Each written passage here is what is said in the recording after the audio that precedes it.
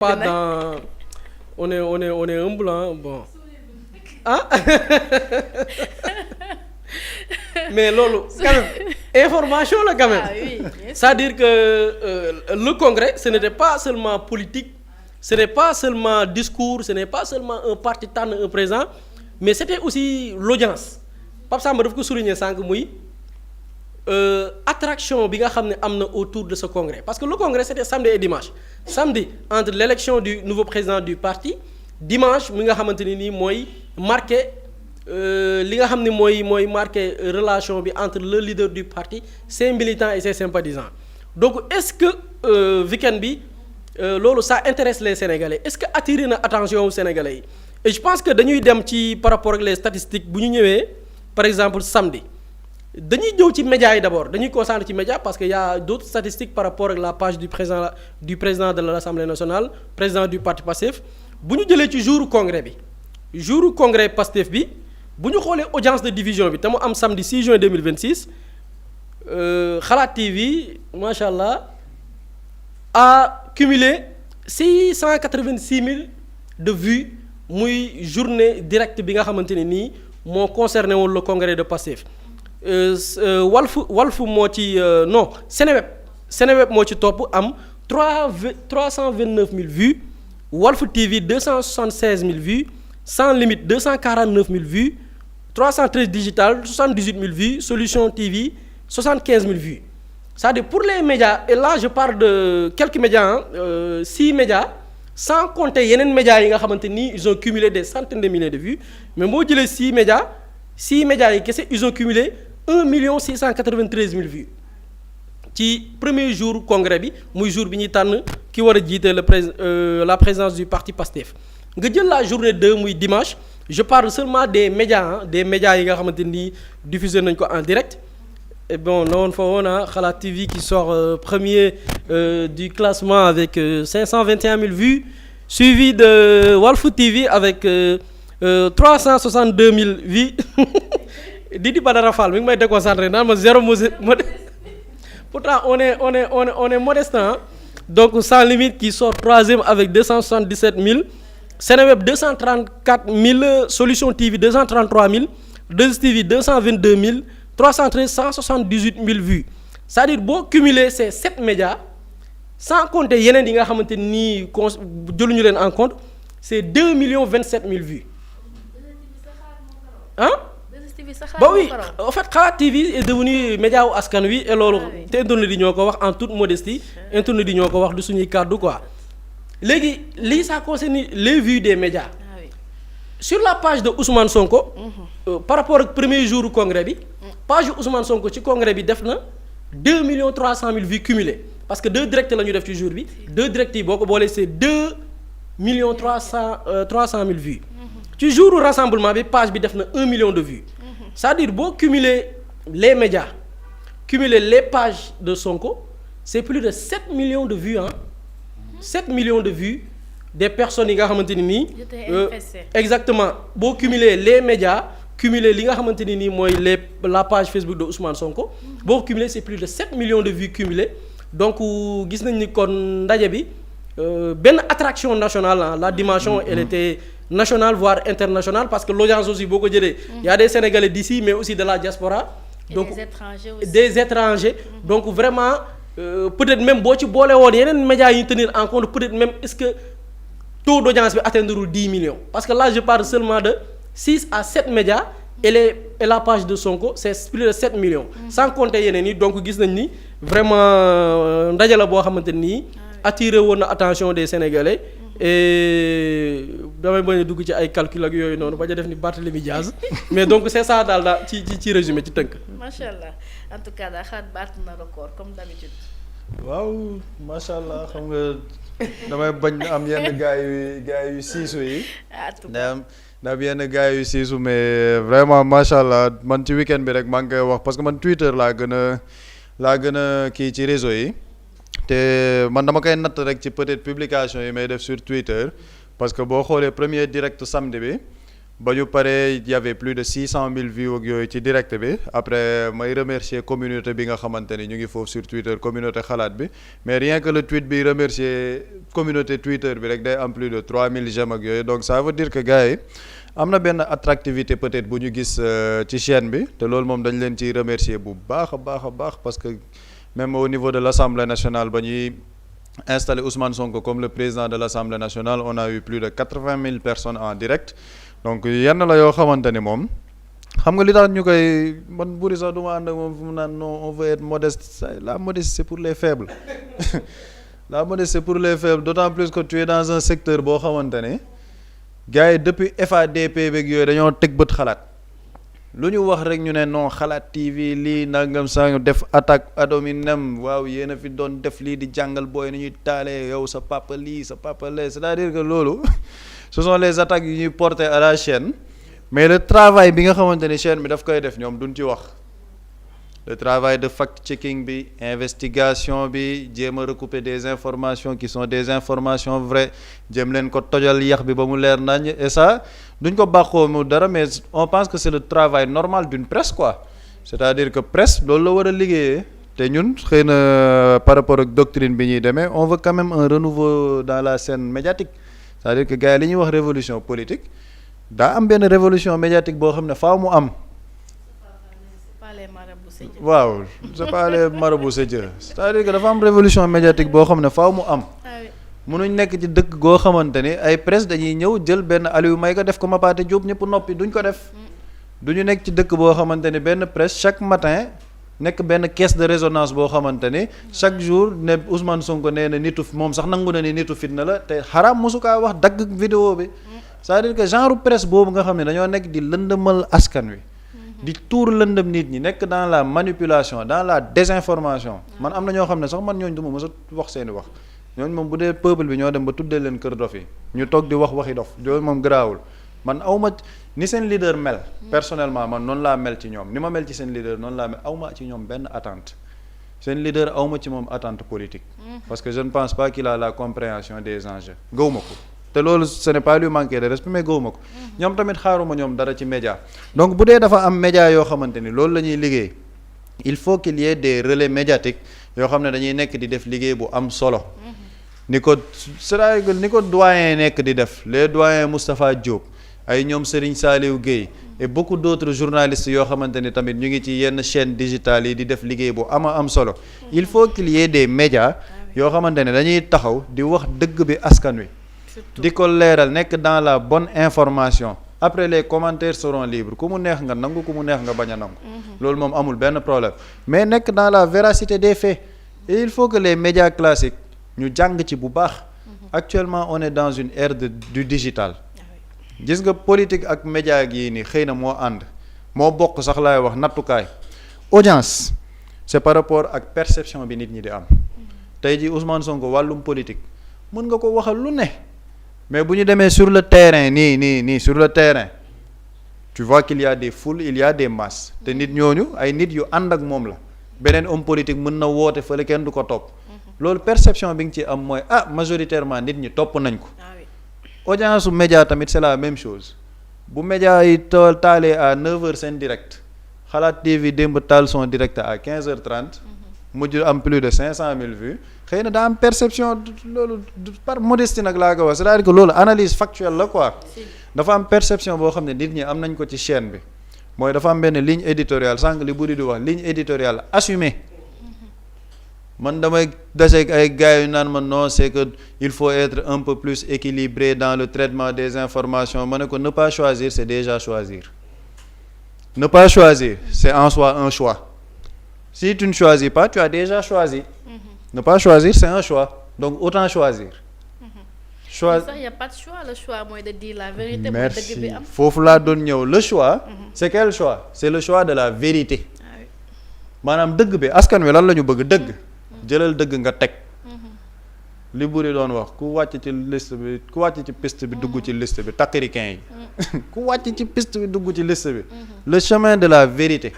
fépp fu ñu gis ni lii dëng na nekkul ci intérêt peuple sénégalais ñu ne leen xool leen li gars yi di def nii. Alioune Tine dem na France 24 de nee na am na ay manifestation te manifestation amul bal tàkkul Sénégal. déglu leen ko mu ngi nii moom moo ko wax te li muy wax nii tegu ko fenn. nga bloqué ma garaawul waaye sénégalais dinañ xam. keneen ak keneen nga def fi benn entreprise de manipulation. entreprise de déstabilisation médiatique de ce pays pendant des années def ay une à charge taxé ay nit de terroristes taxé ay nit de force occulte bëgg ñëwaat cuubu sa bopp di attaquer média bi ñu ne la yaa fi waxoon lii yépp waaw sàmm sa balaa mu doon neex tey Ousmane Sonko wax lu mu war a wax wala def lu mu war a def fii lañ koy njëkk a waxee. non c'est-à-dire que ñun la ligne éditoriale elle est simple. moo tax da ngay gis sax contrairement à ce que les gens pensent. les gens du gouvernement ñoo gën a ragal sax ñëw toog wax Xalaat TV. c'est vrai. les gens on a des difficultés pour avoir des gens yoo xamante ni ci régime bi lañ nekk. lan moo tax les gens ont ces difficultés parce que dañuy xam ne fii y a un média libre. boo xam ne dañuy toog wax li ñu xalaat poser des questions lépp loo xamante ni lëndamul. ñu wax ko sénégalais yi. et cette ligne là nit ñi dañ ciy topp. parce que c'est le chemin de la vérité parce que Xalaat TV man li ma jàpp te kenn la ñu am pour redevable mooy le peuple sénégalais.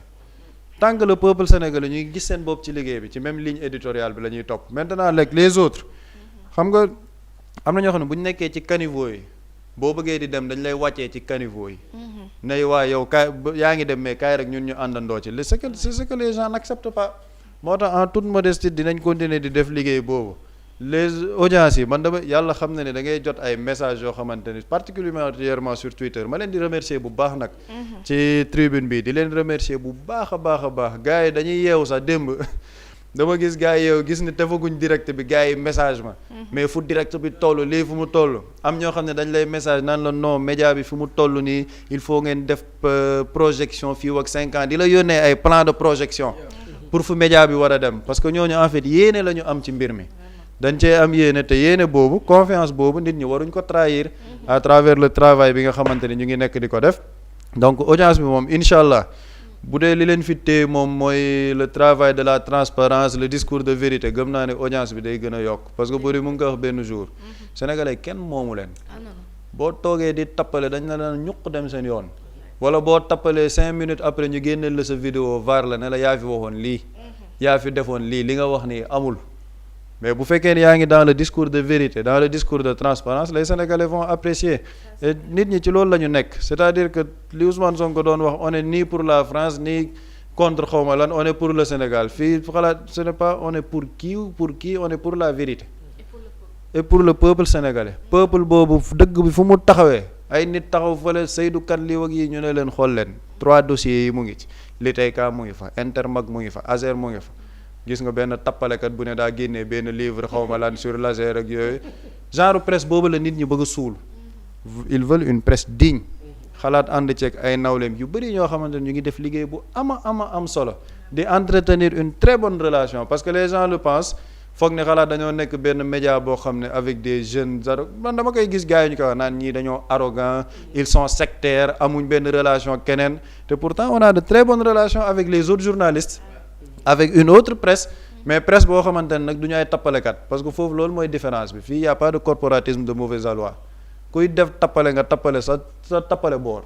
mais ñi nga xam ne ñu ngi ci def liggéey bu am solo ñëpp àndandoo ci pour qu'on donne au peuple sénégalais une presse de qualité un travail de qualité des informations vérifiées yoo xam ne ku ko dégg di nga ci am commentaire boo ci am ci une compréhension de la marche des choses donc loolu rek la li waa ji wax rek c'est pas les marabouts c'est Dieu.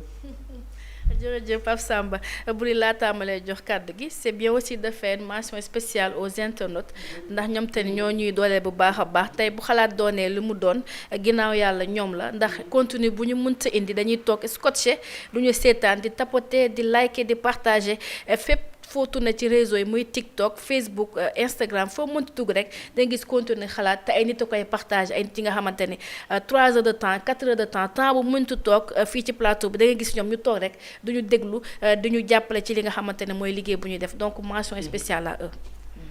très bien dit parce que doole bi yëpp ñoom la quoi waxuma sax doole bi ñuy mais ñoom dañ lay sas. parfois dañ lay sas ba yàlla xam na ne ku ci nekk ñun avant ngay toog fii di wax am nga ay valeur am na loo gëm ci métier bi mais nit ñiy suivre dañ lay gën a sas yow ci li nga nekk nga sax ci maa nga doon expliquer keroog dama gis benn pas mu téye sama loxo lu yàgg téye na ma li ngeen nekk nii sax leen ci mu ne ma lenn rek moo ma neex ci yéen mooy bu ngeen waxee am ngeen fu ngeen ko teg bu ngeen jibalee dara wutal ko preuve mu ne ma sax leen ci loolu des leen ci loolu jeex na c'est fini nit ñi kenn moomu leen donc nit ñi ci loolu lañ nekk mais mention spéciale la ñooma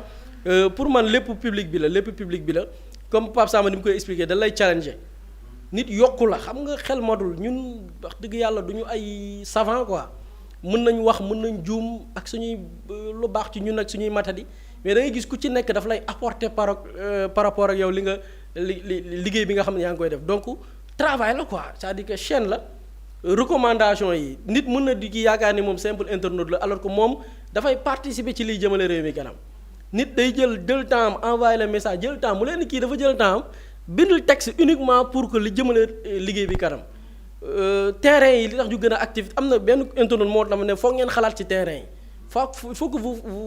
il faut que ngeen gën a actif ci li nga xamante ni nii mooy les travaux de terrain donc yooyu ay suggestions la ñuy jot ci de la part des internautes donc vraiment macha allah non day gën a multiplier parce que gars yi moom sas nañu sas woo xamante ni nii dafay tax ñu gën a persévérer quoi Pape Samba mi ngi wax journalistes yi ñu ci bari yàlla am coolee bari rek mais journalistes yi ñëpp benn lañ man keroog bi ma demee jëm ñaajo vraiment gars yi ma fa gis ñëpp waa sans limite yi ñoom Ngone ñoom Fari ñoom Momo gars yëpp ak seen technicien ñoom Babacar Ndiaye moom sama joo la magam sama grand sama waay la ñoo defandoo primaire Mamadou Ndiaye et tout di leen siyaar bu baax yeneen gars yi lalla rasul vraiment ku baax vraiment parce que gis nga nit ñi faaw ñuy comprendre loolu parfois nit il faut que nit ki nag am hauteur parfois critique du critiquer personne mais parfois lu continue la nit ñi di critiquer loolu ça n'a rien à voir ak ay mbiru personnel lalla rasul di ko siyaar bu baax moom itam ku baax ku woyof Mohamed bu T3B moom aussi ku baax ndeysaan moom donc journalistes yi ñi ngi seen jàmm quoi xam nga ne ñoo am problème jamono ji dóorkat yi ñi ne ci média yi di dóor muy soit des patrons de presse wala des soi-disant chroniqueurs nga xamante nii ay dóorkat yu mag lañ donc ñoo am problème ci dëkk bi ils sont minoritaires quoi donc médias yi ñi ngi def liggéey bu am solo et vraiment di leen féliciter ñëpp di féliciter team bi yëpp aussi parce que groupe bi moom yaakaar naa lenn rek yàlla moo def ñu bokkandoo même lu ñu boole du alal du dara quoi parce que ku ci nekk volonté moo la animé yaakaar naa ku possibilité de sax ñëwoo boo toogee à distance yow sa yaram a ngi xasan quoi naan pourquoi pas assister donc loolu liggéey la boo xamante ni toute la team la rédaction bi nous tous journalistes yi ku ci nekk contribution yi ngay def pour li jëmale mbir mi kanam lépp mérite bi rédaction bi yëpp la mais particulièrement aux techniciens yi nga xamante ni ñoom ils sont des infatigables vraiment lu mu métti ñoom ñi ngi fii Papi Pablaye Saliou maa ngi koy siyaar moom tam donc gars yëpp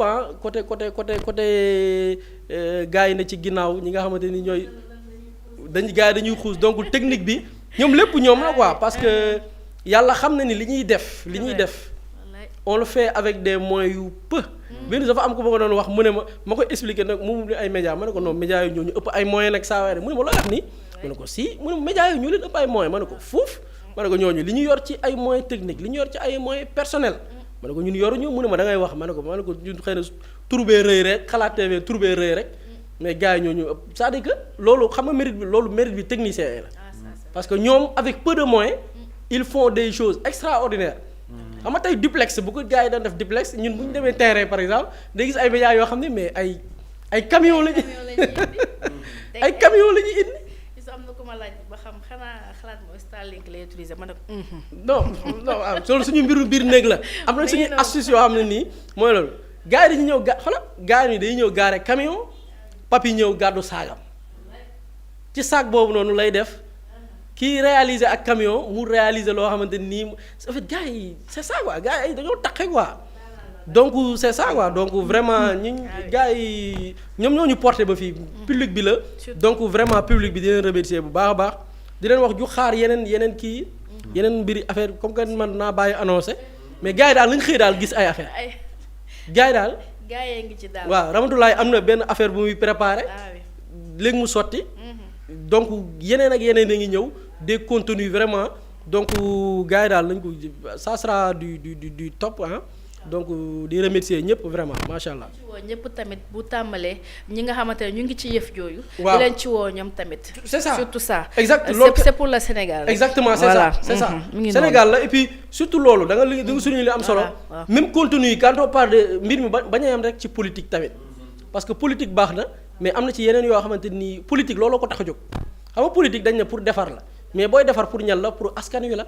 ñay consommer ñay entreprendre ñeneen ak ñeneen donc contenu yi vers foofu lay dem c'est-à-dire que en dehors de la politique mais il y a d'autres contenus qui intéressent les Sénégalais yoo xam mën na leen jariñ mën nañ ci inspiré wu mën na sax nekk benn déclic dama gis benn mën naa ko sax citer parce que Cheikh Matar Bintaloo man bi ñu waxtaanee mu ne moom en fait man chaîne bi dama ko yàgg suivre avant ci voix off bi laa doon suivre chaîne bi mais mënuma la wax chaîne bi ci wàllu conscientisation ci wàllu développement yooyu yëpp li ma apporté man gis naa keneen ku ma ne man instant bi je suis pas employé sama yëfi bopp laa yor maa ngi sama oto maa ngi développé sama business Xalaat TV moo tax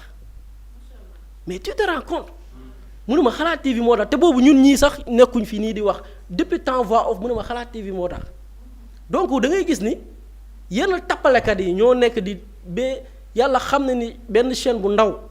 njariñ bi mu impacté ci ay nit ñoom xaajaat bi defuñu ko parce que xam nga lan mooy la différence nag passion mooy animé ñi fi nekk bëgg-bëgg mais ñoom ci ay tappale lañu nekk donc nañ ñaan yàlla ñu ñaanal ñu rek ñu sax yàlla saxal ñu ci jub yàlla saxal ñu ci jub saxal ñu ci muccal ñu ci guerre bañ a détourner suñu xel yi donc loolu lépp ay ñaan moom dañuy ñaan rek ñu ñaanal ñu ko ñu ngi ciy ñaan chaque jour suñu yàlla muccal ñu ci ba li ñu nekk daal dëgg daal moo mat a nekk macha allah donc c'est ça. jërëjëf Boury am na solo mën nga fa jaaree tànkuwaay. waaw ma tànku gars yi waaw Ramatoulaye gars yi namoon nañ la vraiment macha allah